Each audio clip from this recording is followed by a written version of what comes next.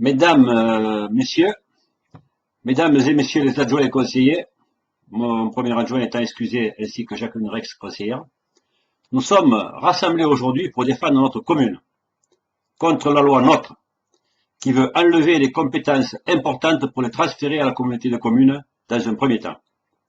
Cette banderole « Touche pas à ma commune », c'est bien de ça dont il est question aujourd'hui. Au village, nous avons consacré la soirée du 13 juillet à la fête de la Révolution française.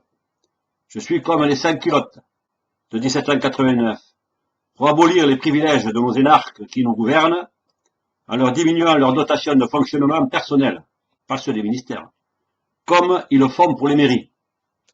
Il faut savoir qu'ils nous ont supprimé plus de 10 000 € sur notre petit budget.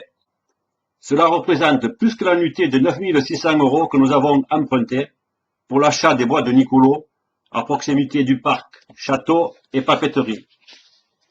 Et j'ai entendu la Cour des comptes dire que pour compenser ce manque à gagner, nous n'avons qu'à augmenter les impôts locaux. Nous ne les avons pas augmentés depuis 2008 et nous ne les augmenterons pas. Avec la loi NOTRe, nous sommes au cœur d'une bataille pour la République.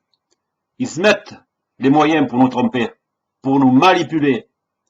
Prenons un exemple, les sénateurs. Il faut savoir que les deux principaux groupes étant les Républicains et les Socialistes, pareil pour l'Assemblée nationale, les députés.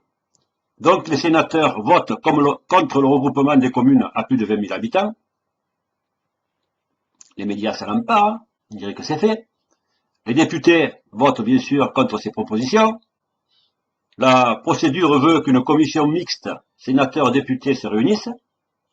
Ils lâchent sur quelques points et se mettent d'accord sur l'essentiel du projet de loi qui n'est pas bon pour nos communes. Ils sont passés maîtres dans l'art de la duperie. On connaît leur discours maintenant. Il faut conforter les communes, disent-ils, mais financièrement, ils les asphyxient et les vident de leurs compétences. Ceux qui sont visés, ce sont les élus de proximité que nous sommes. C'est une tradition républicaine fondée sur le droit des populations de s'occuper de leurs affaires. Nous sommes des délégués proches de la population et à même de connaître précisément vos priorités. Ce travail que vous nous avez mandaté par votre vote, nous l'accomplissons comme un service public. C'est la République. Qui le fera si nous disparaissons, si on nous enlève les grandes compétences? Il faut se battre pied à pied, comme on l'a fait pour garder un enseignant à l'école, pour maintenir le bureau de poste, les cabines téléphoniques. Maintenant, avec la loi NOTRe, l'eau, l'assainissement et le plan local d'urbanisme vont nous être retirés en 2020. Notre conseil municipal n'a pas été élu sur ce programme. Et l'on ne nous a pas demandé notre avis. Regardez sur les permis de construire. Pour les permis de construire, avant le 1er juillet 2015, c'est pas vieux, c'était la DDTM, service de l'État, qui instruisait les permis. C'était gratuit. Aujourd'hui, l'État s'est désengagé et c'est aux communautés de communes à le faire. La nôtre, celle de Ganges, n'ayant pas de service instructeur, nous propose d'aller à Sommières où le service instructeur existe. Mais bien sûr, ce service devient payant.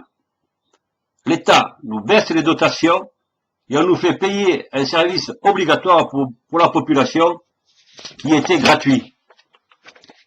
Nous, élus de terrain, nous travaillons, nous répondons aux besoins locaux de la population. Prenons l'exemple de l'eau et de l'assainissement. Nous sommes en régie municipale, c'est-à-dire que ce sont nos techniques qui effectuent la maintenance sur le réseau. Nous sommes 4 villages en régie, Saint-Bosile-de-Putois, Montoulieu, Gorgnès et Brissac. Nous gérons cette compétence parce que cela coûte moins cher pour les habitants. C'est sûr, c'est du souci et du boulot. Dans notre communauté de communes, nous sommes 4 villages en régie, les 9 autres sont à la SOR.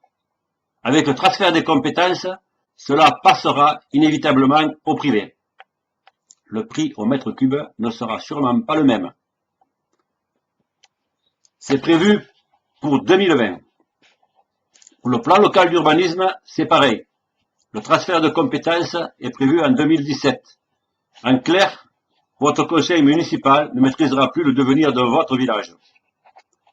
Comment garantir les acquis de la population avec de telles lois? Si certains pensent que l'on veut préserver notre poste d'élu, ils sont dans l'erreur. Car nous ne faisons que passer, nous, dans les mairies. Les habitants, eux, ils restent avec leurs problèmes et il leur faut une équipe municipale pour les aider à les résoudre. Les garants du service public, ce sont les petits élus. Nous nous sommes occupés de monter le projet d'assainissement pour le hameau de Coupiac. Si on n'avait pas été là, qui l'aurait fait? Est-ce que cela aurait été une priorité pour les élus venus d'ailleurs? Je me pose la question, sachant que l'on représente une voix à la communauté de communes sur 30 délégués. Tout en sachant que la loi NOTRe prévoit que l'on passe à 15 000 habitants et que le préfet peut nous obliger à nous regrouper avec la communauté de communes du Viganais, où nous nous retrouverons en minorité. Ils ont pensé à tout pour affaiblir les communes. Toutes les lois qu'ils promulguent vont dans le même sens. Programmer notre disparition. Les communes nouvelles, tiens, sont un champ d'expérience. Il faut, disent-ils, que les communes s'associent. Le préfet veille au grain. Si plusieurs communes s'associent, il n'y a plus de maire, ni d'adjoint, ni de conseiller. Tout le budget et l'administration sont transférés au bourg-centre. Chaque commune nouvelle doit évidemment rejoindre une communauté de communes ou d'agglomération. La baisse des dotations actuelles concourt à ces regroupements forcés. Bien. Maintenant que l'on sait ce qui nous attend, comment arrêter, changer ces réformes en cours? En montrant notre désaccord comme aujourd'hui, par ce rassemblement, en se servant de notre bulletin de vote? Je comprends qu'environ près de 60% de la population ne vote plus, sauf pour les municipales, où 80% des inscrits sont venus voter, donc je vous remercie. Cela vient du fait que les deux principaux partis qui gèrent la France, une fois l'un, une fois l'autre, découragent les électeurs car ils nous ont trompés sur la politique menée. On le voit encore aujourd'hui avec la loi NOTRe, qui n'était prévue dans aucun programme. Et pourtant, le vrai changement ne pourra se faire que par les urnes, dans l'intérêt des populations et de nos communes, menacées de disparaître aujourd'hui. Il n'est pas trop tard. Il faut reprendre espoir et aller voter pour le vrai changement. Je vous fais confiance. Je sais que votre choix sera celui de la fraternité, de la solidarité entre les peuples. Bref, une France où il fera bon y vivre et surtout dans nos communes. Je vous remercie.